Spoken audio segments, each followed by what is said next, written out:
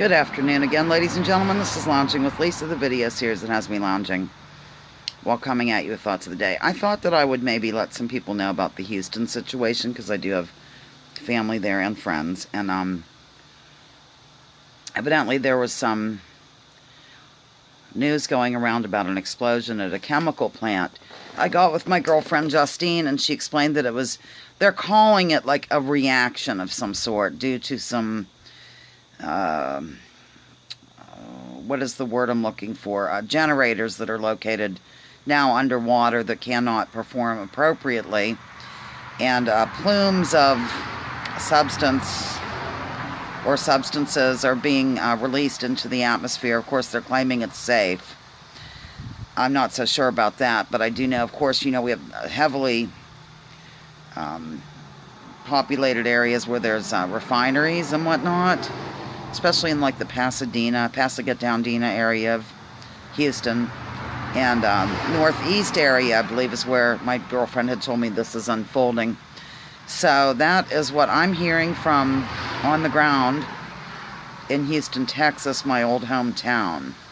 Also, the gentleman who is a prosperity preacher, that Joel Osteen, there was some controversy surrounding his reluctance to open up what used to be the Summit when I lived there. I used to work on that street on Edlow at the other end, Westheimer and Edlow. I don't know if any of you saw this, but a gentleman on Facebook did a live gig where he said, I'm walking down Edlow, crossing over Richmond. And that, my goodness, that brings back memories. I lived on Westheimer, right off Westheimer, for the last several years of my existence in that town. But at any rate, and he went over, and of course it showed the parking garage. And a lot of people thought, oh, the garage is flooded or whatever. Well, that's really not the case. We're talking about a stadium that used to be just that. A sports stadium and whatnot with various levels. So, I don't know how he's going to recover in terms of public relations. But I can tell you from on-the-ground experience there, and also the gentleman who walked 3 miles to let people know on Facebook, that really, it was not super flooded. I don't know what to think, say, or do about that. But I just thought, since I used to live there, people have been getting with me, asking me questions. They've been asking about my sister. She seems to be okay. And all my friends seem to be okay. I have not heard from the one. She lives north of town, near New Caney, but I did hear that Porter area and New Caney's pretty bad in terms of the flooding. That's the problem.